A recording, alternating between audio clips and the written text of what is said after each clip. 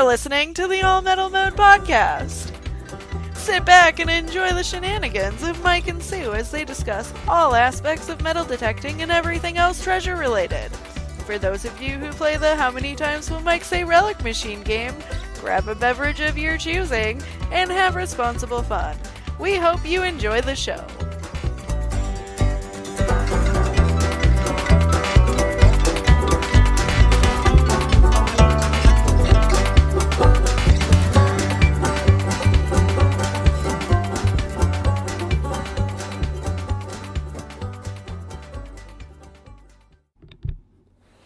I am here with Arek, and I know I pronounced that wrong, but we'll let him pronounce it here in a second. And he is with Rutus Metal Detectors. And if you listen to the podcast on a regular basis, you know I'm a huge fan of the Alder 71 that Rutus builds. It is an amazing detector. I can't say enough good things about it, and we're gonna do this interview, and we're gonna get a little more in depth on it with Arek. Welcome to the show, Arek. Hello, nice to meet you this evening. Hello. Another thing I want to explain before we get started. Arek speaks very good English. He's in Poland, and English is not his first language. He speaks it well. But there might be some issues, and we might have to slow down and explain a little bit better. But also, another thing is, for the first time, I am recording this through, I'm not doing it through the podcast. This obviously isn't live. There's 7 hours difference, and we're doing it through Facebook call. So hopefully we can get the audio down and it's okay. But, we might have some glitches along the way. We might have to stop. But, Arek, I'd like to get right into it if you're okay with that. Excuse me? I would like to get started on some questions I have. Yes, of course. I'm sorry. No, it's my fault. You have been detecting a long time. Can you share with us how you got into metal detecting and some of your finds and experiences? My father was a searcher. Okay. We were when I was young. We were living in a small town in Poland, which is called Hell, exactly like in English, but with no double L, just Hell. And it is amazing place for searching because of the history of this place. It is small town on the coast of the sea, and it was possible to find a lot of things of Second World War, and we have done it with my father, in 80s, a long time ago. Of course, just now I am interested in other things. I like to go with archaeologists for excavation as a volunteer because it is more interesting. I'm start interested in Middle Age and Roman Age, and it's more interesting to go with archaeologists, I got you. Yeah, that would be very cool. Excuse me? That would be very neat to work with the archaeologist. Yes, it is very interesting because it gives you, it allows you to be in a very interesting places, very old places, in all the castles, in all the towns. It allows you to be on the places where Roman villages, it is very, very, very interesting and gives a lot of satisfaction. That is very, very cool. I like that. How are the I know this is off topic, but how is it working with archaeologists over there? Are they accepting of detectorists? They are, but with very strong rules. You have no law to go into the excavation alone. You know, Right. only with the person who is watching you. But it is not about that they are not believers. This is about the scientist rules. You know, every object you find, archaeologists must dig out. You know, Right. you are just operating the detector. Archaeologists are digging out the objects. If you are inside the excavation, other rules are outside. If you are searching outside the excavation, I mean not in this big hole. You know, the rules are not so heavy. You can dig out personally the object you find, but you can ask archaeologists about it. And if something is interesting, is old coins, for example, or fibulas, they made a special map on GPS exactly where it was found. So there are the rules, and you really have to keep it, because Right. if you don't, you will not welcome again.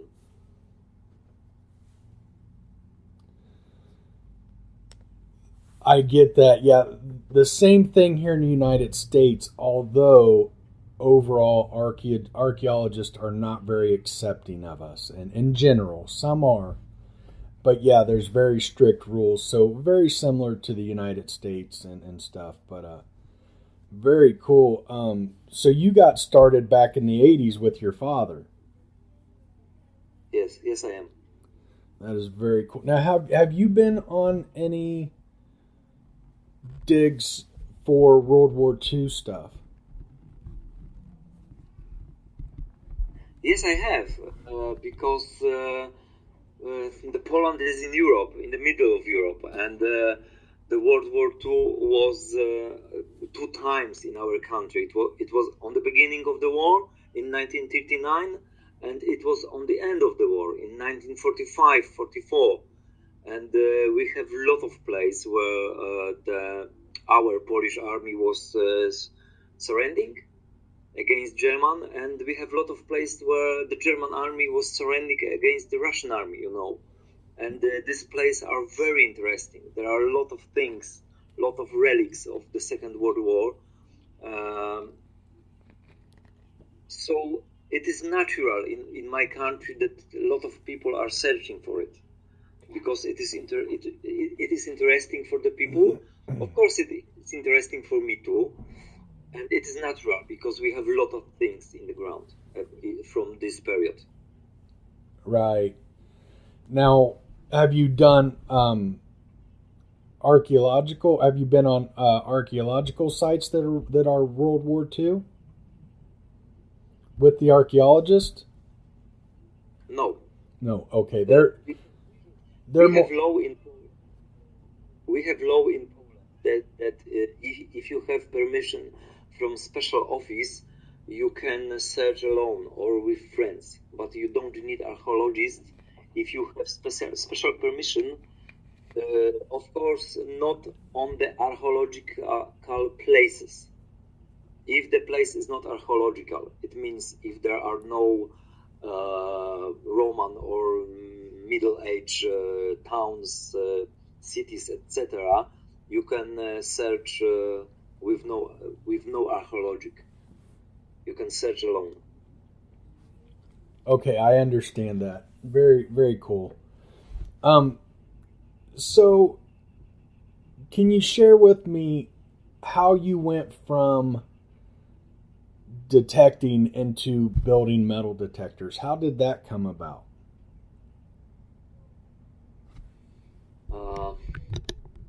I was born in 1971 in communist country, behind the Iron Curtain. And I know that it is really too hard to imagine, but it was impossible to buy anything in Poland. In all communist camp, and if I want to search, I had to build my own metal detector, Okay. because it was impossible to buy, and it was natural to build it. And when I was, I don't know, 15, maybe 16, I built my first metal detector. It was simple BFO, but it was very not stable detector, It was simple detector, but it gives really a lot of fun to because it was easy to find something in this time, And after then I start building better metal detectors, VLF, for example, etc. And my designs and constructions became more complicated, and it means better. Yes, for sure. I'd like to pause you right there, because one of the things I say about the Alder 71 is this. You can take it right out of the box and go hunt with it, and it's a great detector. But you offer so much, what's the word I'm looking for? You can customize it in so many ways and change the performance of the detector in so many ways. I love that. Because a lot of detectors that have the ability to customize so heavily are not good out of the box. They have to be customized, and it can be really complicated and time consuming to learn. Yet I found yours to be very simple, and it works good and it works hard, yet you have all of these different things that you can change to really optimize it for whatever situation you're in. Does that make sense? I hope I understand what you mean.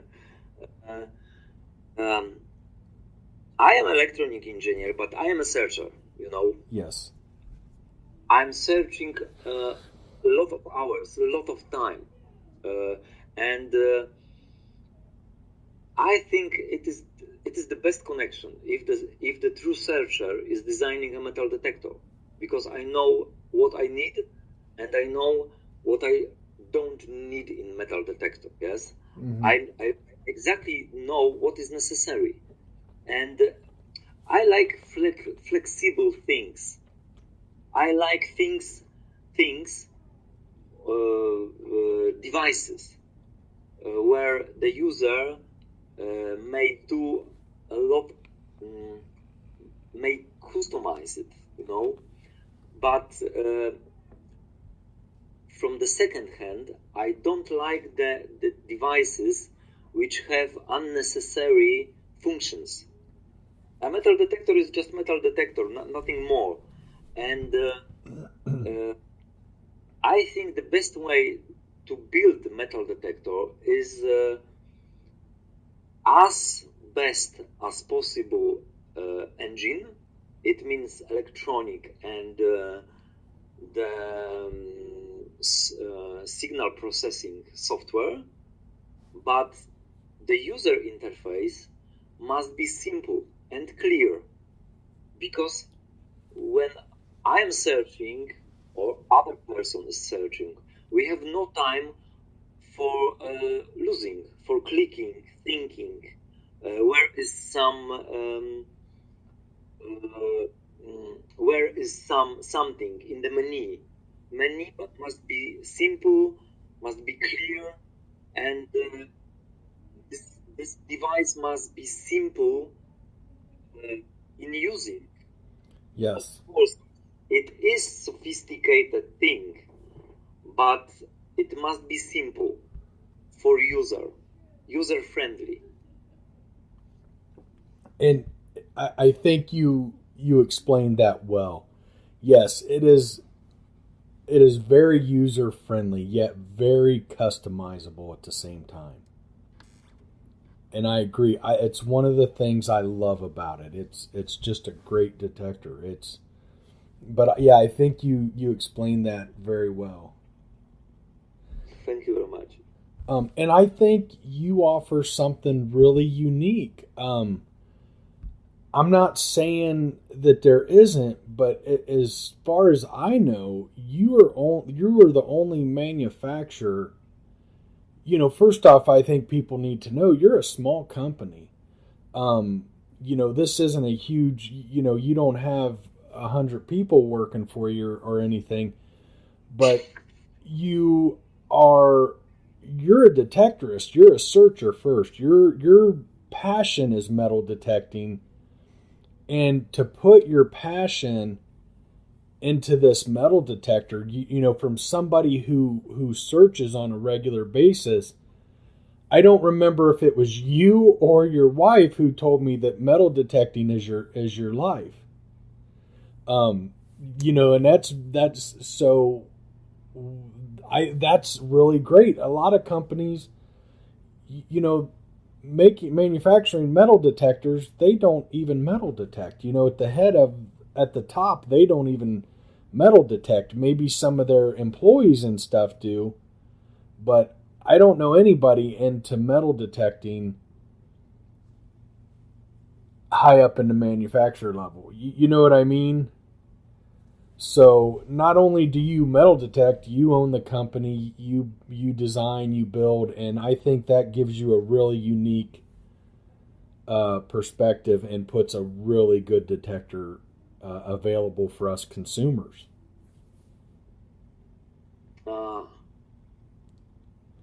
I know what you mean. It is simple. When I am an electronic engineer, it is natural, especially because I have done it I did it from many years. It is natural to design metal detector and use it. Yes.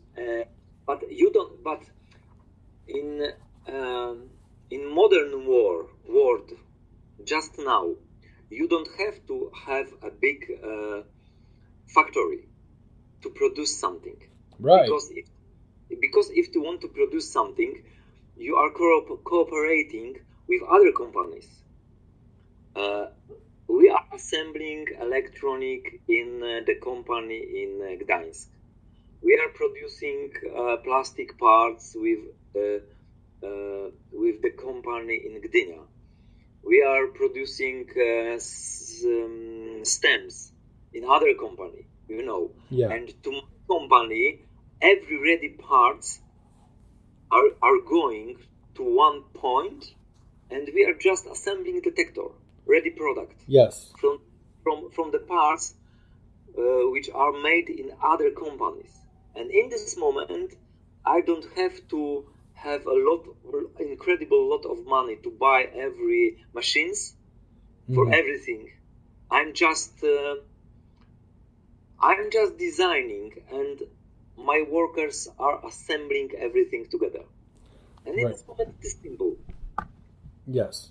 But, we talked about this as well. I also want to say that you're doing assembly, you're farming parts out to be built other places, but you designed the detector, you designed the board, the electronics, you're just having them built with other companies and I think that's a great thing, and that's probably what keeps the cost of the detector down, correct?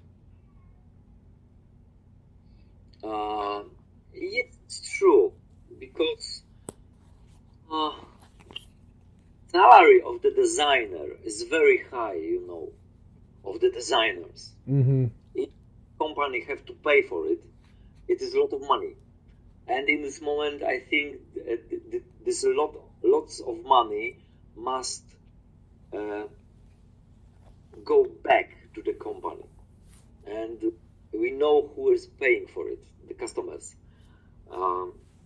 Yes, I agree. In this moment, maybe it is the detector may be a little cheaper than others. It is. I think it's roughly, and I don't have an exact price right now. The Rutus Alder is not offered in the United States, but there are people purchasing them from the UK here in the United States, and from my understanding, it's roughly around $800 to purchase and have it shipped to the United States. Well, when I got it, the as customizable as it is, as it's such a great detector, lightning fast, it's adjustable, it goes deep. I love the design of it. I love the feel of it in my hand. And I thought, wow, this, even to pay that expensive shipping from the UK, what a bargain. I mean, this detector will do things that much more expensive detectors will do. And in most cases, better. So, I think the price is very, very affordable. It's like getting into a really high-end, top-of-the-line metal detector for the midline price range. And that's a lot. And I think that's really interesting. And I'm guessing that comes from you having other companies build the components. It probably costs, that way you don't have to have 50 employees or 100 employees. You're taking advantage of using other companies to bring it all together, correct?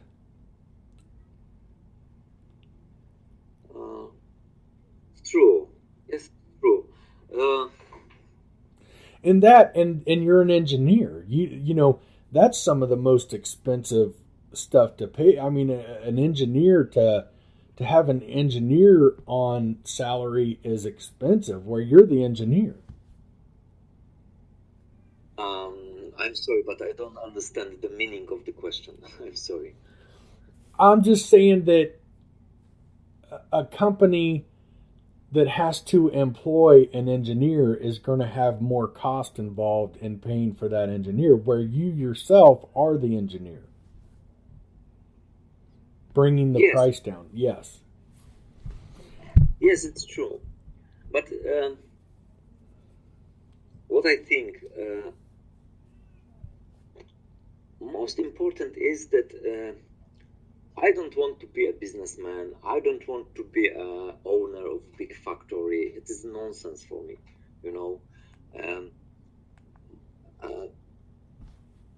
A bigger fun for me, it's designing detector, just producing it, selling, and to have a time for searching, for normal life, for passion, for do something interesting, this is maybe the reason why I think that my detectors shouldn't be expensive, right. And fun that people like it. And I'm talking about the price because you are mentioned it. I think the price is good. This price is good for me. It's good for the people. If somebody is happy using my design, it is, I think, most important value for me. Yeah. It is nice to hear that something is good. A few weeks ago, Warsaw University Archaeology Cathedral bought my few detectors for archaeologist, Yeah. and I was really happy and proud about it. That they archaeologists realized that this is a very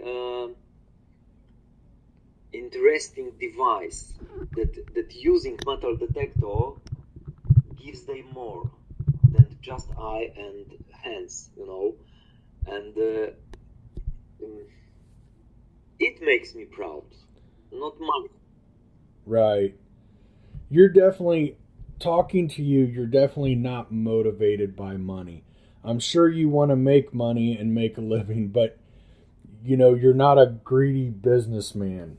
You're a fellow detectorist who you felt like you can make some really good detectors and you wanted to sell them.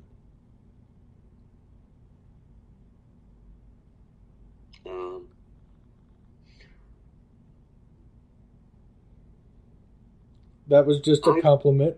A couple of minutes. No, I will ask you to ask me again, but in simpler words. I wasn't asking you a question. I was just stating that it's more important for you to put out a good product than to make money. Exactly. You're a detectorist, and that's your passion. And through your passion, you've built some really good detectors, and you wanted to share them with other people. Exactly. Mm-hmm. I enjoy very much if I design something. If I can create. Production is boring, I like designing. I feel better when I'm designing something when I have to prepare production, for example. This is something what I like. Yeah, now I've got a question for you. Did you become an engineer because you were into metal detectors and wanted to build detectors?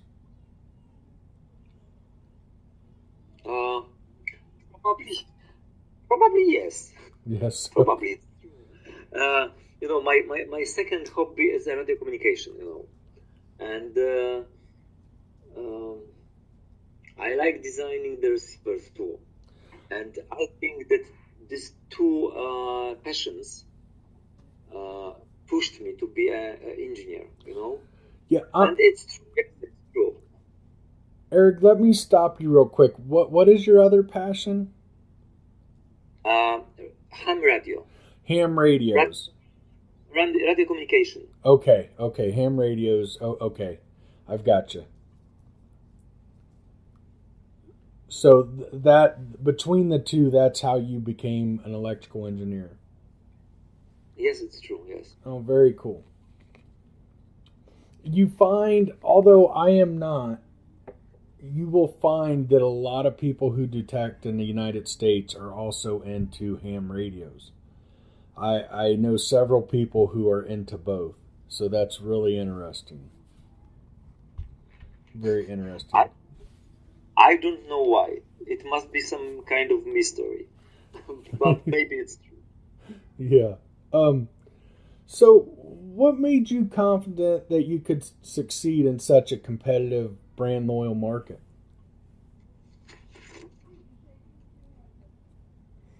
I mean, I think we've kind of touched on this, but yes, do you have anything to add?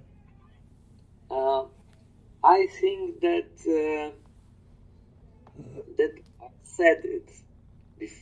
I said it. I'm the searcher with the big experience. I'm the electronic engineer. I made everything myself. It means that the one person is designing all metal detector, and in this moment there is competition between few engineers, I think that if one person is designing everything, the design is more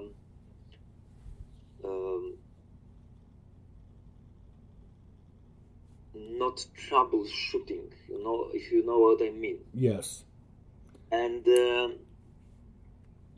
I think that there is a place on the market for my detector, for Alter 71, because on the market are simple detectors which have no enough power.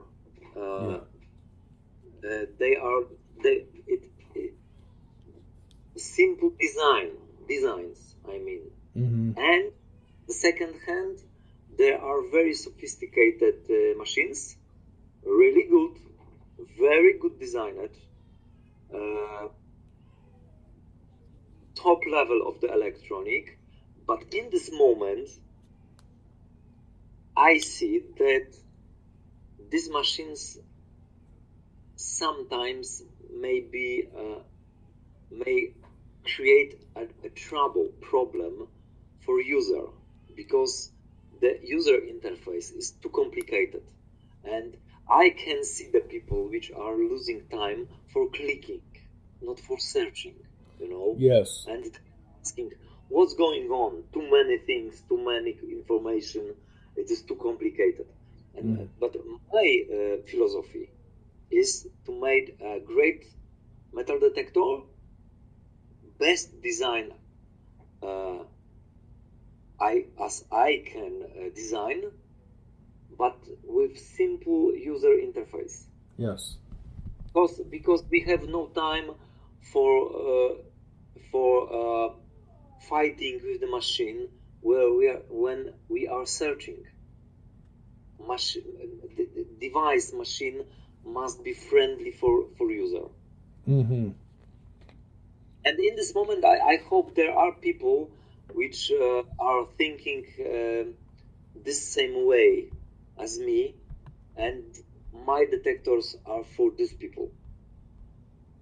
Right. Right. Something I want to pause you real quick, Eric. And I want to tell our listeners, Eric asked me to send him over some questions before the show, and he wanted to reply and make sure that his wording was correct and everything. And I had to change nothing. Just keep in mind, that's how good his English is. But something you didn't touch on, and I want to add to this. I think this is very big. In your reply to this, you said, the programmers who are writing the user interface are not out in the field detecting like you are, and I agree with you that makes the Rutus very special, because you are a hardcore detectorist and you're designing this detector. And because of all your hours in the field metal detecting, you know this, and you're there's probably nobody more qualified than somebody that's been out in the field and then also has the knowledge to be the programmer. So I think that really sets you guys apart, because you're right. We keep bringing it up, but you've got a very powerful, great detector, yet it's very user friendly. And that's important. One of the things, and I know we didn't talk about this, or it never came up as one of my questions, is your pictograph, I guess is what we would call it, that line. And I am learning, I can tell a lot by that line and what it's doing and what I'm looking at. And I love that. So not only does the Alter 71 have your typical numbers to go by targets, it also has a line, and as you're swinging over an object, it could be anywhere from straight up and down to spread out across the screen. And it really gives you a little more insight than just the numbers on what you might be looking at. What what kind of target this is. Is it a good target? Is there some iron mixed in it? And that kind of thing. So I think that was a very great design idea.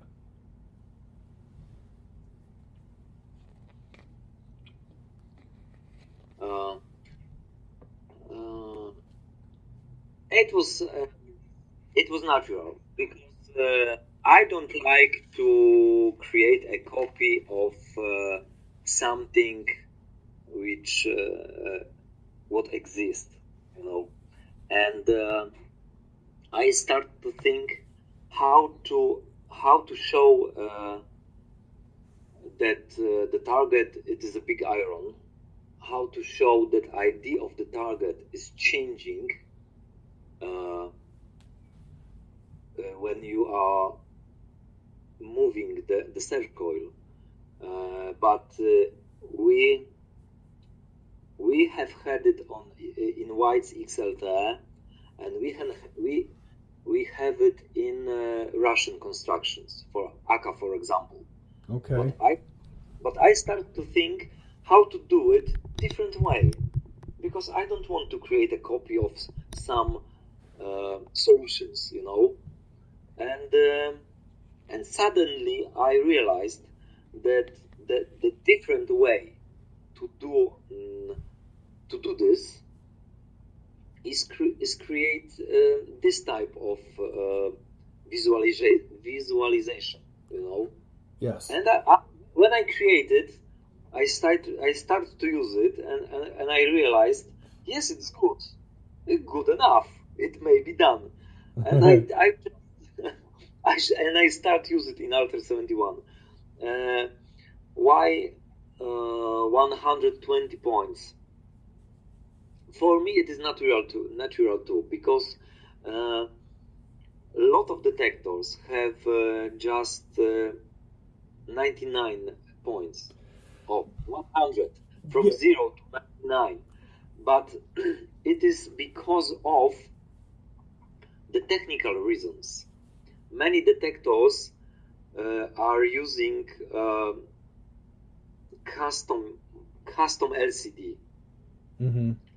That LCD is creating especially for this metal detector, and in this moment it is simpler for design, for producer use just 2 digits. 2 digits. Hold on, real quick. I wanna explain. I think it would be a little bit easier. I'm afraid people won't be following us here. And what he's talking about, the VDI numbers, they, a lot of the detectors go from, like 0 to 99, and there's even smaller ranges. There's a new one out on the market that only goes to 40. The Rutus Alter goes to 120.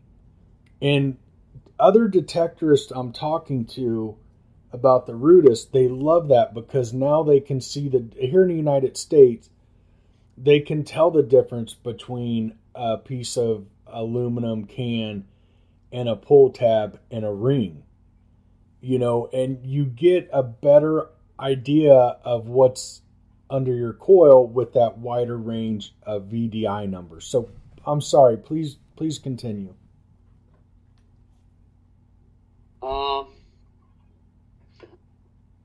Okay, thank you very much for your opinion.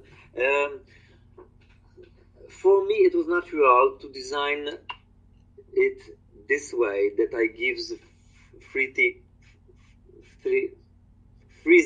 points for iron and 90 points for not iron targets, because it is natural because of the mathematics inside the metal detector, and for me it was natural way to do it. And but yes, it's true, it is a little better than if you have less points of ID. Yes.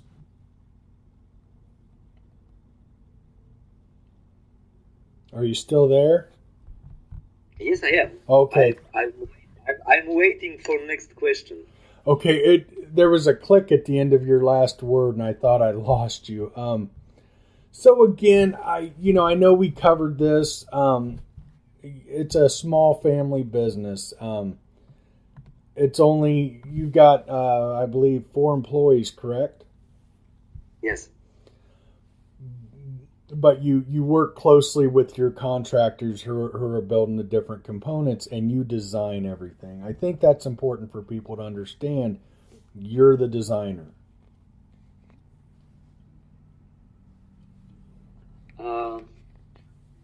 Yes, it's true because I think the most important is what I told, that I'm designer, but I use it almost every week. Yeah. Every weekend I'm going outside with the metal detector and I'm detecting, and important is that I am not doing it because I'm producing metal detectors. No, I'm producing metal detectors because I'm searcher for a long time. Yeah. You're wanting the advantage over everybody else.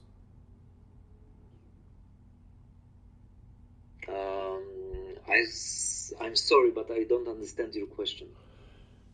You want the best possible detector because you're a searcher. So you've built your own detector that you believe is the best detector possible. Today, but we have to see what the future will see. Maybe my next detector will be better.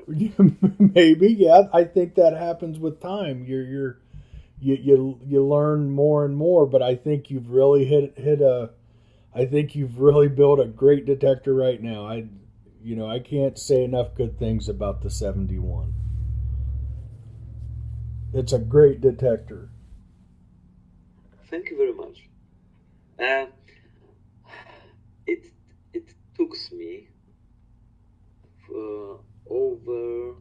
over 3 years to build it. So your opinion makes me happy. Thank you very much. You're welcome. Yeah, and I mean it. It's a great detector.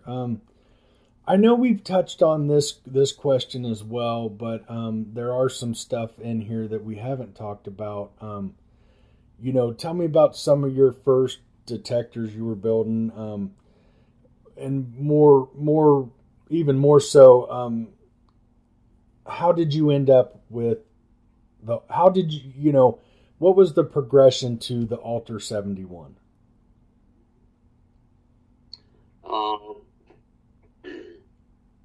I'm sorry. It was some kind of natural development. When I was, of course, when I was young, before my study, when I was a teenager, I built a first BFO. After then I built a first simple VLF with discrimination, non-motion mode it was. After then I started interesting in motion detectors. I built my first motion with discrimination detector, but I suddenly realized that I need something more. When I'm using motion detector with discrimination, I lost something from the non-motion detectors, and about, I don't know, 11 or 12 years ago, maybe more, I built detector, my first detector, which is using dual or mix mode. You can call it as you wish. It's the same. And after that, I start to think about to enable detector, and it was funny because one man in Poland on metal detecting forum he will build this kind of detector, And I was just on the beginning. I just was starting to think if it is possible, and I started to make.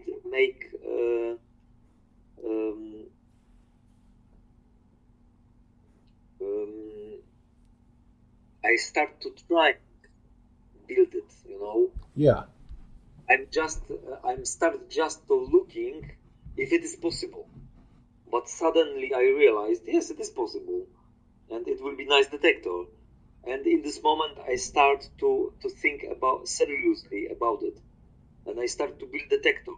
I built the detector, and I show excuse me.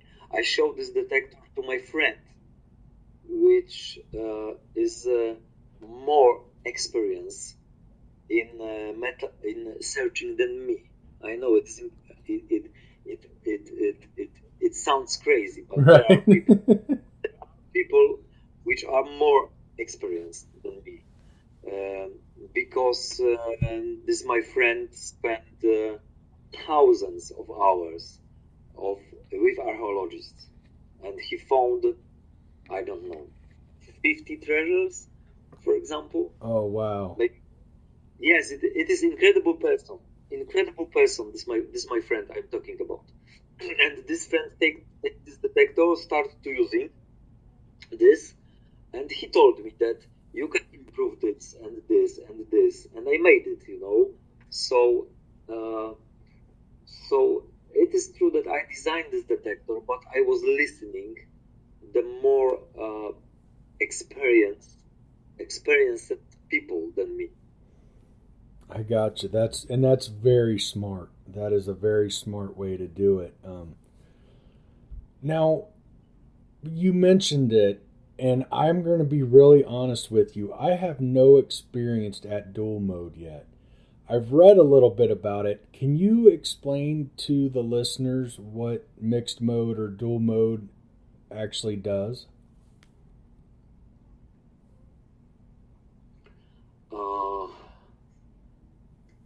If you can imagine two detectors in one box, it is dual mode, because almost every detector on market, it is detector which the basic mode is motion with discrimination. Yes. And a very common type of searching, motion with discrimination. Everyone is using it. But the motion with discrimination is losing the range in the ground. It is normal. Mm-hmm. Especially if you are using high level of discrimination, or if the designer was not thinking about the signal, about the iron signal, Yes. about the signal from the iron. If designer is not thinking about it, but it is normal. Everybody is searching for coins.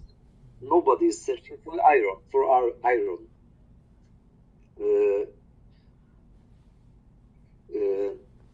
And in this moment, the range is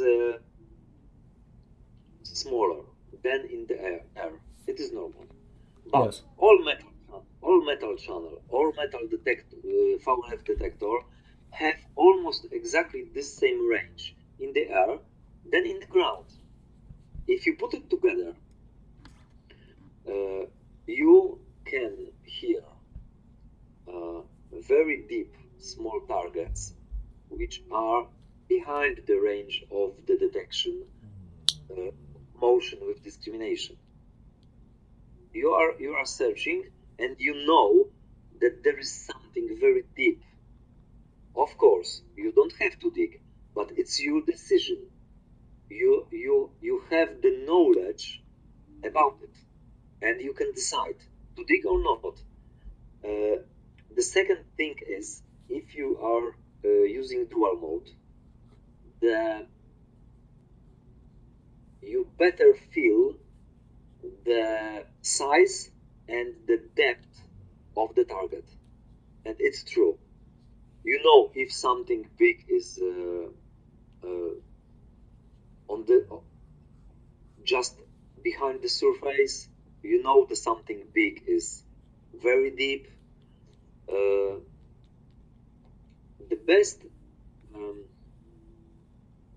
best example is the story of this my friend from a few months ago.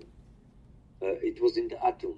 He was with the archaeologist on the excavation, and he was just searching, not in the hole, not in the place where archaeologists work, Okay. but close to this place, on the field.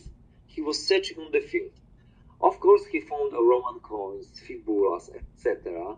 But in one place, there was a signal from all metal channel.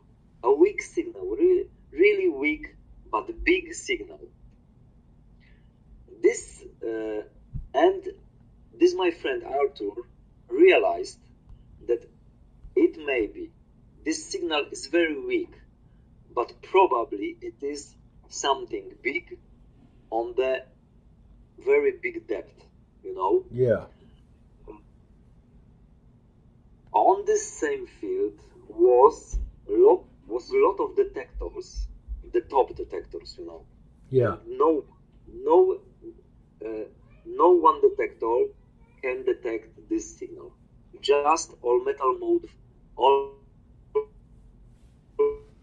And Arthur, my friend, said it to the archaeologists that there is a signal, big signal deep in the ground.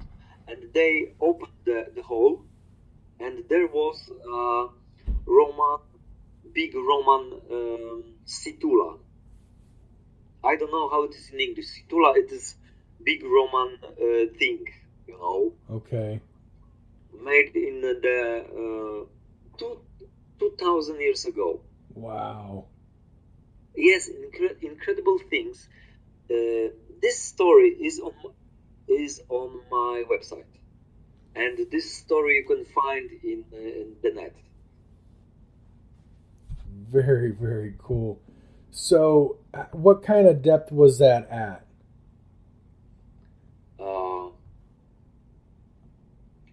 Over 1 meter.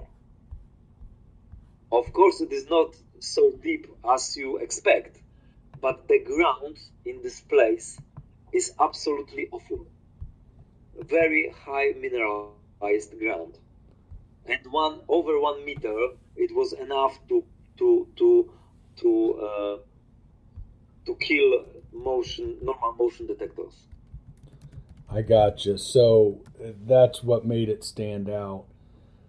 Real quick, you brought up a good point. If people go to your website, let's give that out.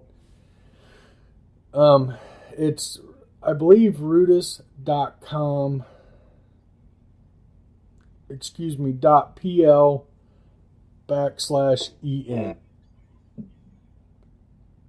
Correct? You can find. Excuse me, Mike. Yeah. You can find me www.rutus.com.pl, and Yeah. there is a English icon, and you can just click on English icon, and you can read everything in English. And really, if somebody's interested, type in Rutus, RUTUS, Alder 71, and you're going to find the Rutus. You're going to find Rutus website. You also have a Facebook group or Facebook page, Rutus Metal Detectors, I believe. Correct? Yes.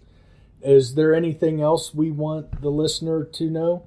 Any other sites or anything?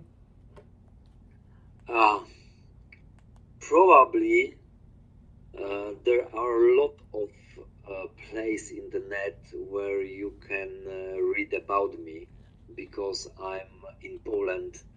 My company is known over 15 years, 16 or 17 years. So the best way is just use Google and write Rutus Metal Detectors. Yes. And look what Google will find to you. Yes. Now, I want to kind of talk about the dual mode a little bit more. And I really got to use it. I read in the manual that, it's a little more complicated, takes a little more time kind of thing. But I have found with the Rutus running in just motion mode that I'm seeing really incredible depth. Now, one of the things is my soil is pretty neutral. I've got pretty good soil. But let's say I can find a coin, a regular size coin, at 10 inches in the discrimination mode. What kind of depth could I find that at in mixed mode, do you think? I mean, what kind of depth? Can we put some kind of number to that? Or a percentage? Most discrimination channel will detect this coin on exactly the same depth, but all metal channel will detect this coin on much bigger depth, and in this moment you hear weak signal from all metal channel, and you know that there is something very deep. Of course, it's your decision, you dig or not, but you know about it. And for example, if it is you said 10 inch or 9 inch. Yes. I have used a calculator because we have centimeters in Europe. Yeah, I'm sorry. No problem. 9. One moment. If you find this coin on 9 inch, the very weak signal from all metal channel will be on 40 centimeters. It means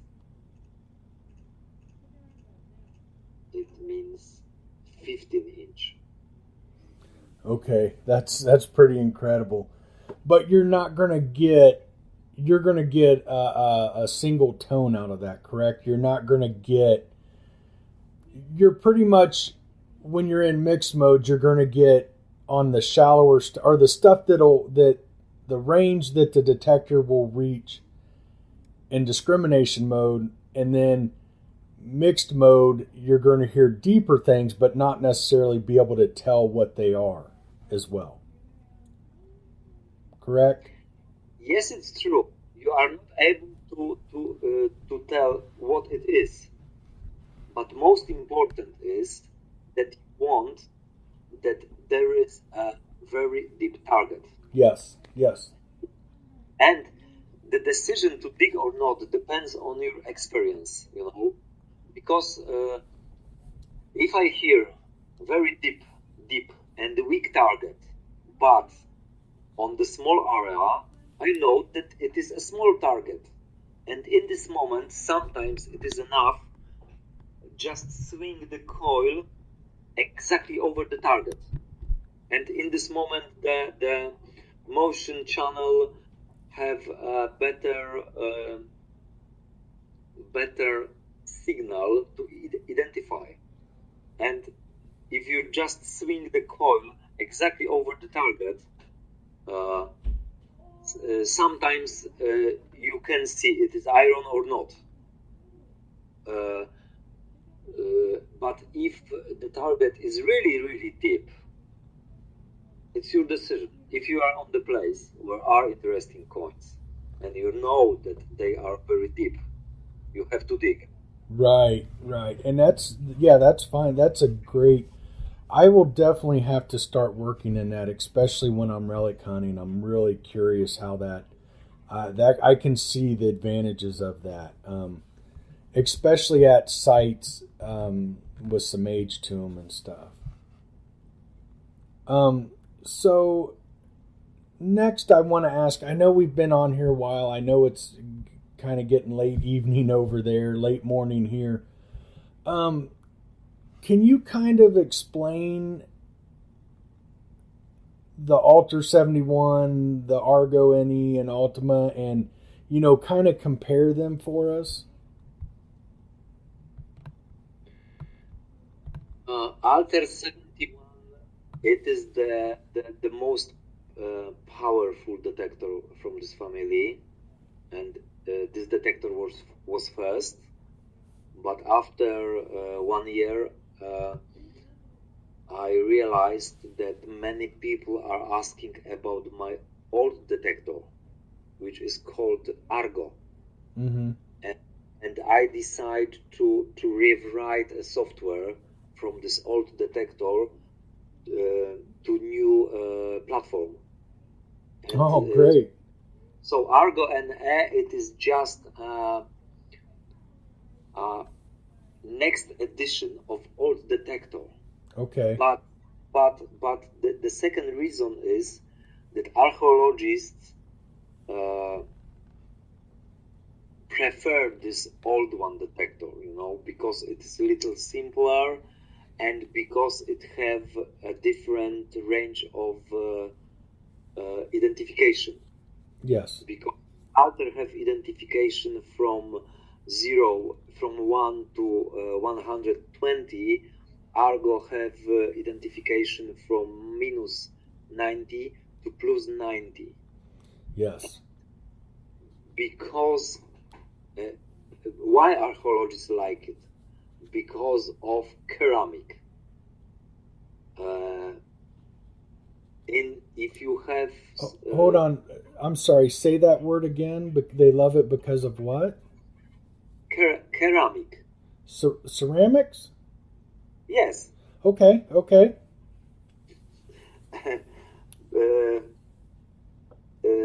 Using this old one detector, they are able to find not only metal objects, you know, but I think never mind about it, because it is really specially things for archaeologists, you know. We are not archaeologists, we don't need it. And, okay. And Ultima, it is the simplest detector from this family. It is some kind of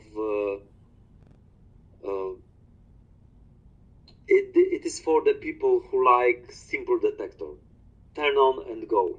Of course, Ultima have motion with discrimination. It have all metal. It have dual mode, but it is a simpler detector from these three detectors. Okay. Makes sense. I'm very curious in the -90 to +90. That's interesting to me. Something I might have to try down the road.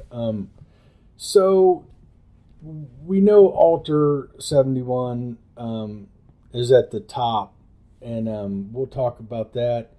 What about the Ultima?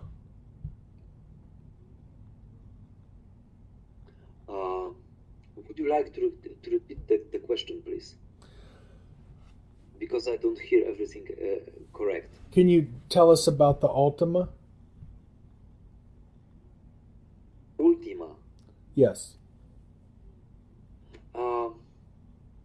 This detector have two frequencies, 8 and 16 kilohertz. It is optimized.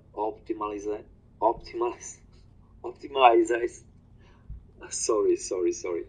For coins, it is designing for searching coins. It is okay. the better way to say it.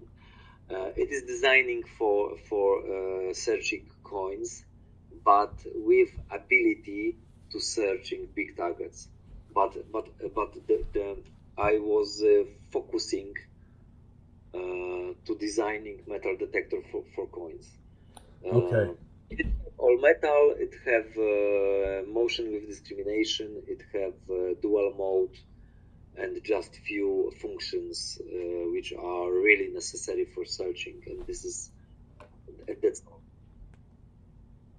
Okay, so it's a little simpler, less range of kilohertz, more designed for the coin hunter, correct?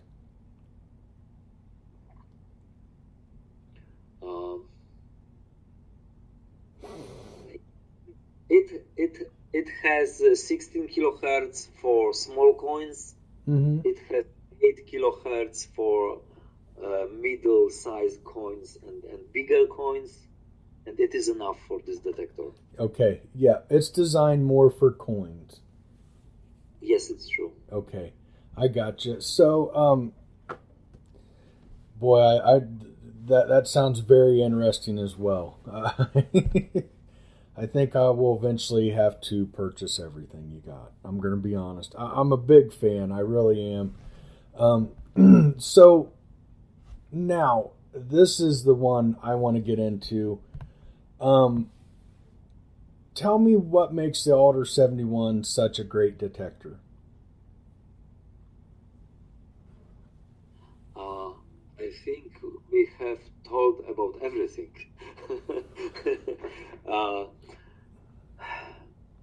It's tunable. It means you can change the frequency in a wide spectrum. Yes. It has motion with discrimination. It has all metal channel. It has ability to work in dual mode. It has ability to create your own sounds. It has a wireless. It has this godograph, as people said, that you can see the difference between the big iron and the non-ferrous targets. It has everything you really need, I think. Yes, I agree. You know, I just finished an article up talking about my 3 most favorite detectors I've ever used. Now, I've been metal detecting for 23 years. It's been my passion. I'm like you. It's my passion. And the Alder 71 came in second. Now, that was a really tough decision. And I'll tell you why, because I find it such an amazing detector with all the features I would want and need, and it's lightning fast at recovery. It works great on masked targets. It's got a great ability at unmasking targets. And the only reason, after a lot of consideration, it ended up in second place is I do like the trend of going into waterproof metal detectors as well. And so maybe that isn't, you know, I'm going to say the 2 at the top really gave me a hard time to figure it out, because they are both great detectors and they both are deep and quick recovery and all that. Just the other one was waterproof. And you know, I know I didn't put it in my first spot, but I hope you understand I have used a lot of detectors over the years, from every major manufacturer. And to be even in the top 3, I think speaks volumes. And to be in the top 5. And it wasn't performance that put it in second place. It was, I wish it was waterproof as well. But that is how special I think that detector is. And I hope you understand that speaks volumes. I know that there's people that have been hunting longer than me with and they've used more detectors than me, but I have had my hands on many detectors over the years, and it is by far one of the most impressive detectors I've ever used. So I just wanted to say that real quick. Yeah, it is a great detector. You really have me excited about the dual mode now. I'm going to have to start working in that, especially when I'm doing some relic hunting and stuff. And I want to say, I think one of the things that makes it so great is you're a fellow detectorist. It's your passion, and you put all your experience in metal detecting and what you want out of a detector into this one, into your detectors. And I think that's really important.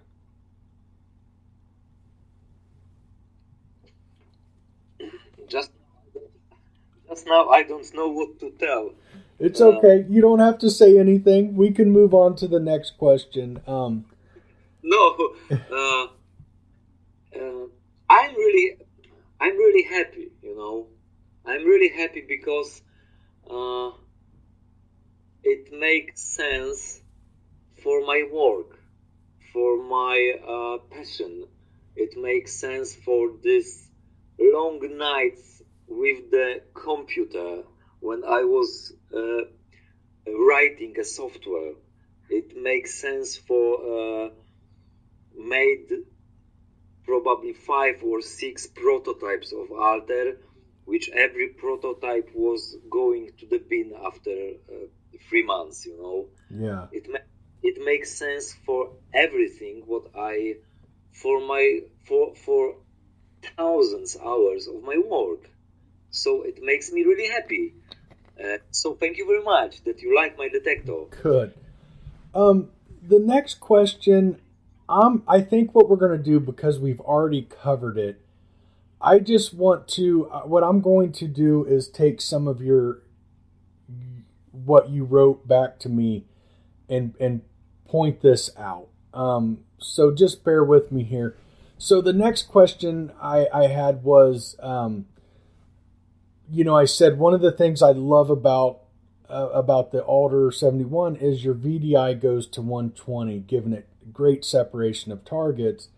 How did you come up with this? And I know we've already touched on this, but there's some of in your answer here that I want to kind of talk about. You say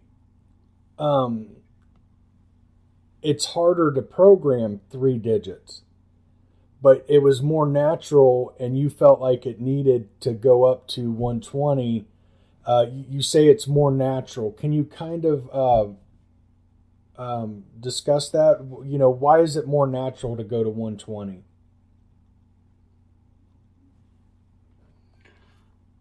Because of mathematics. Because of how the trigonometric functions looks like. I think it is not necessary to say about this mathematics and etc. But the normal way to count ID, it is 180 points. It is normal way. I mean, it is natural way to do it. So, if I if I think that 120 points it is enough, it is natural to give 30 points to iron and 90 points to non-ferrous targets. And this is the why I say it is natural. 120 points, it is normal, natural way to do it. Okay. I don't know how to explain exactly because,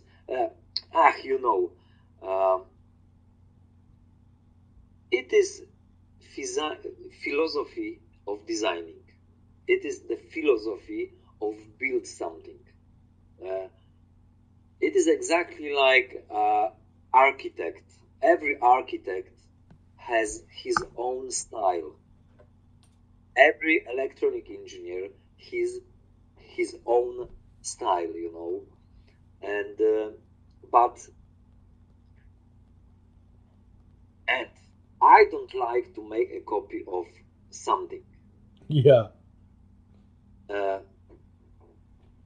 I feel that the better way is to make a research,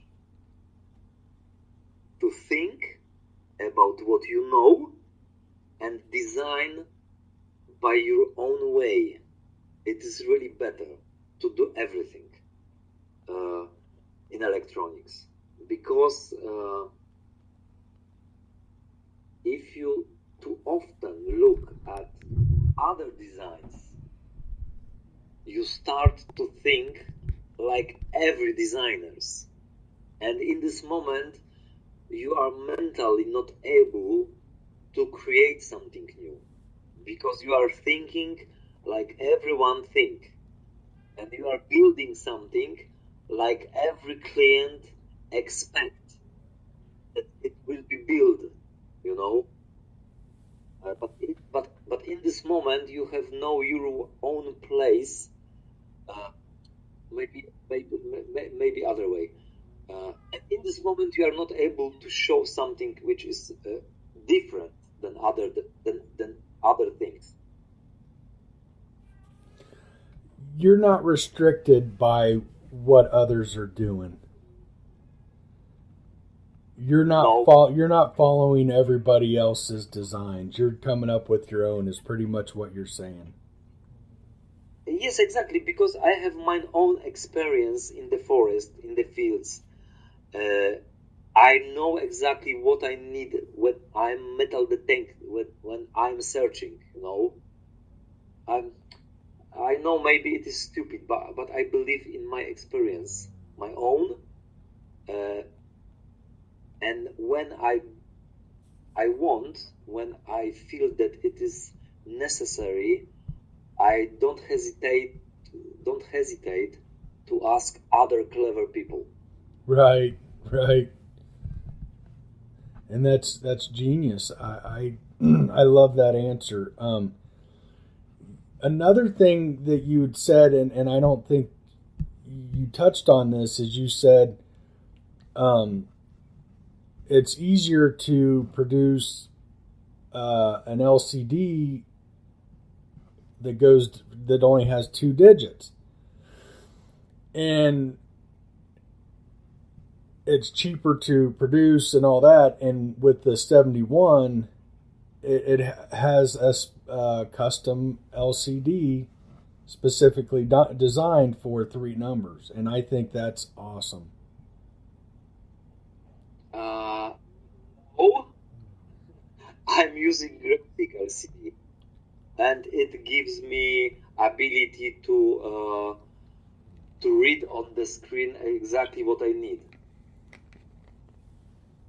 Okay. I hope you understand what I mean. It is normal graphic LCD, 128 points and 64 points vertically. And in this moment, I can create a graphic on it. But digits are graphic too. Okay, you've kind of lost me. I'm not sure what you're talking about. Okay, I'm sorry. No, can you explain that a little different?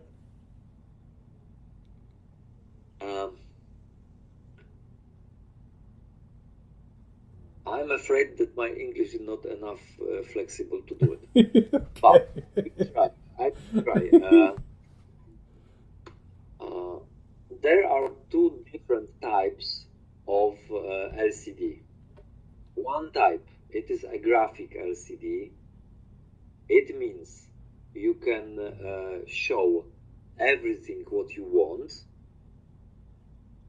but it is more expensive type.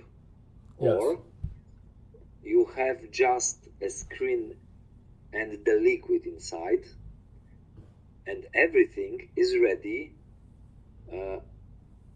to be shown on this LCD. Okay. It means that programmist it is not able to show more than the designer of the LCD design on this LCD. Okay. And in this moment, 2 digits are cheaper and simpler for programists. If you have graphical LCD, you have show 20 digits, for example.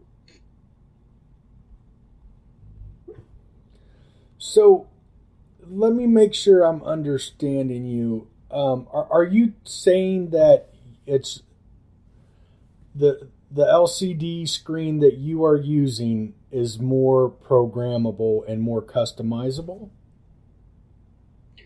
Exactly. Okay, we got it. Hey, we did great there. So yes. Yes, it is very simple word for this. Okay, I love that. That is great. So you didn't just go get a regular LCD and design off of that. You had your LCD designed specifically to give you the control. Yes. Okay. Of course, it is not some special LCD.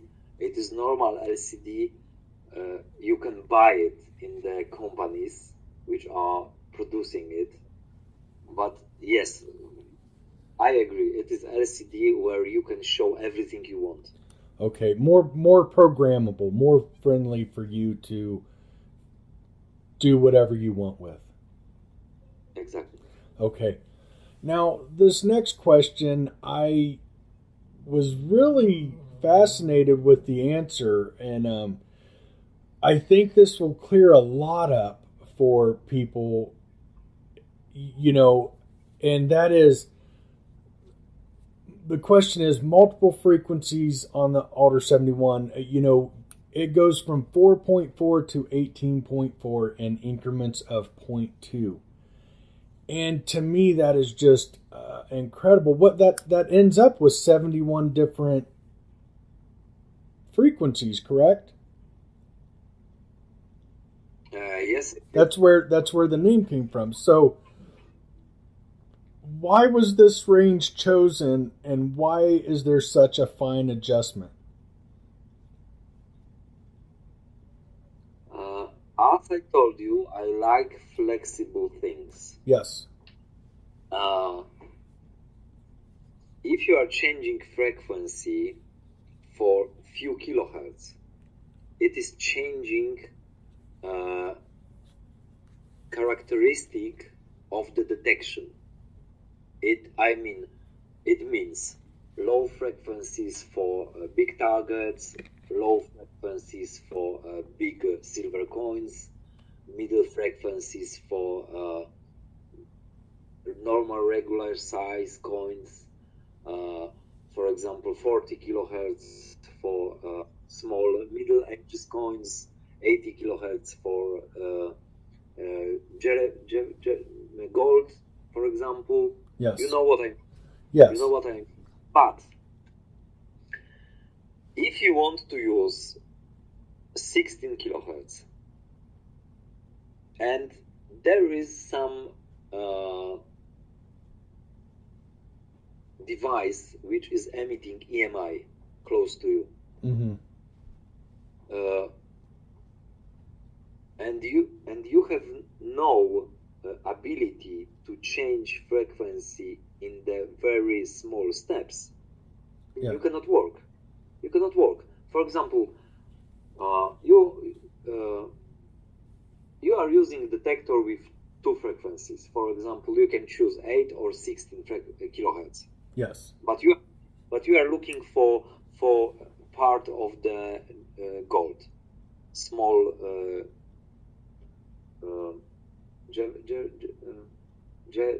I'm sorry. Oh, never mind.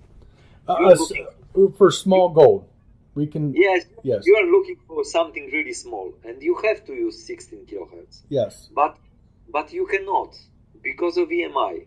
And in this moment, you are pushed to use 8 kilohertz. Or if you have just one frequency in the detector, you have to go home. Right, right. If you have ability if you can choose one of the 71 frequencies, you are almost sure you will find the frequency which is close to frequency you need. Yes. And it's clear that, for example, this device generates EMI from 50 to 60.4. In this moment, you can use 60.6. Yes. Work with the frequency you need. So I just want to kind of clear this up. I get where you're going, what you're saying. So what he's saying is, let's say you're wanting to work in 12 kilohertz. I'm throwing out a number. You want to work in 12 kilohertz, but you're having issues with EMI.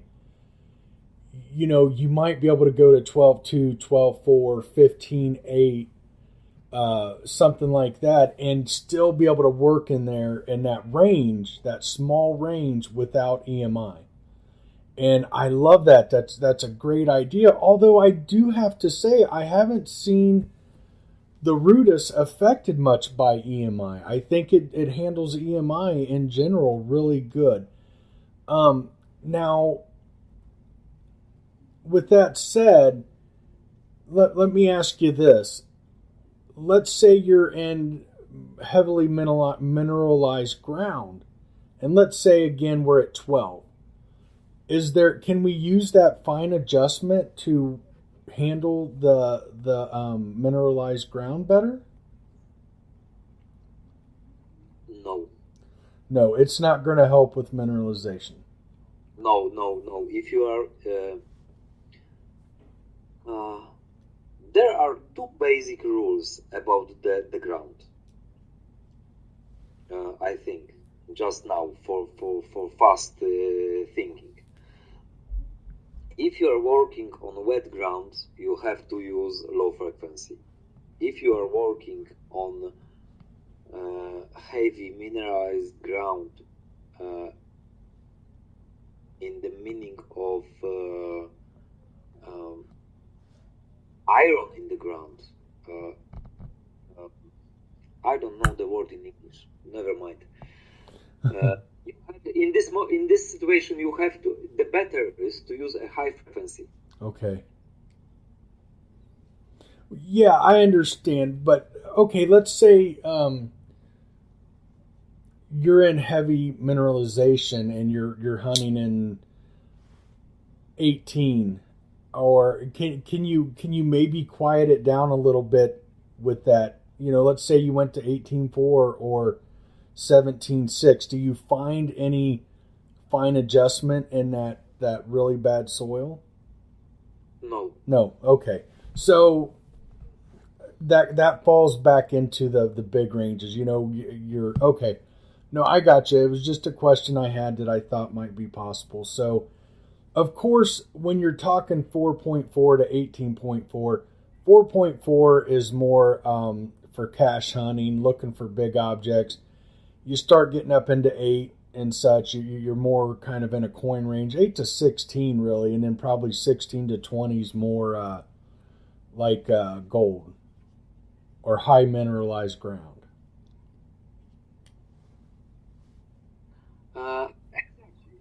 Exactly. I agree. Okay. If you are in Great Britain and you are looking for part of the Spitfire in the swamp, you have to use 4.4. If you are looking for Roman coins, you can use 14, 15.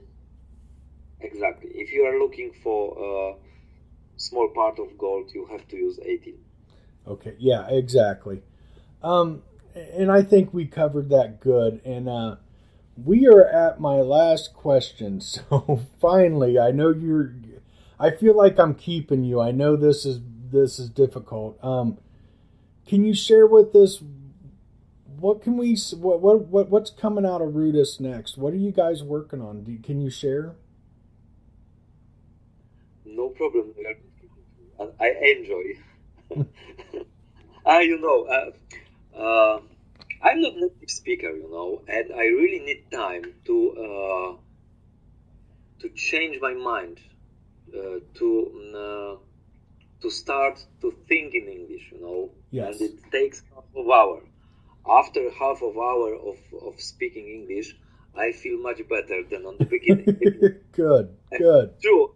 Yes, it's true. I know that it is strange, but I'm not native speaker, and to speak in English needs me to change the way I'm thinking.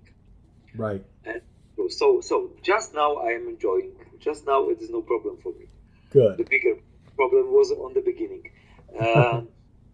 But you have been asking about plans for my future, if I remember exactly. Yes. Okay. I think it is simple. I have to improve the offer of the search coil, and I have made Alter be waterproofed. And this is two main points. But what I mean made Alter waterproofed, probably I have to little change design and make it different, because this mechanical construction is almost impossible to make waterproofed. So it means I have to change mechanical construction for Alter, and these are two main points for the nearest future. Okay. But what will bring next year's, what brings, I don't know. I'm a searcher, not a businessman. But what is most important, what I have to told else, I'm producing metal detectors 60 or 70 years, and I will do it. I don't want to quit. I feel that I have a lot of designs to do, Yes. Alter, it is not enough for me. I will do detectors for next 15 years, and I hope I will design new interesting things. That's great. That is great. I can't wait to see what's coming. After using the Alter 71, and such an impressive detector by a fellow detectorist is huge, and I'm really excited. Like I said, I'm just so excited to see what's coming, what kind of new technology and stuff, because I feel like with your detector you can really tell that so much thought went into it, and it was built by somebody who understands a fellow detectorist, and I think that's really huge, and just a great thing, and I'm really excited. I'm very excited to see what's in the future for you guys, and I thank you so much for doing the podcast. I'm really excited to get it out and get it to the listeners. I hope the people will enjoy our talk.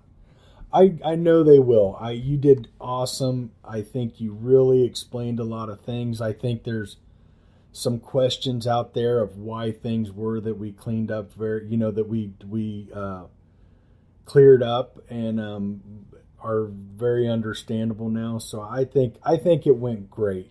It just went great. Thank you very much.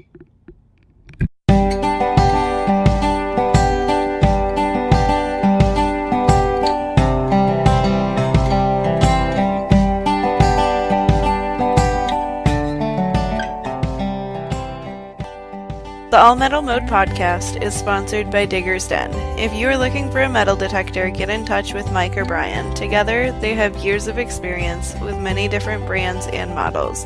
They also truly enjoy what they do. You can contact them through Facebook at Digger's Den, visit the website at dddetectors.com, or give Mike a call. He makes it sound like it's so hard raising our boy, but trust me, he has time. 937-414-4578.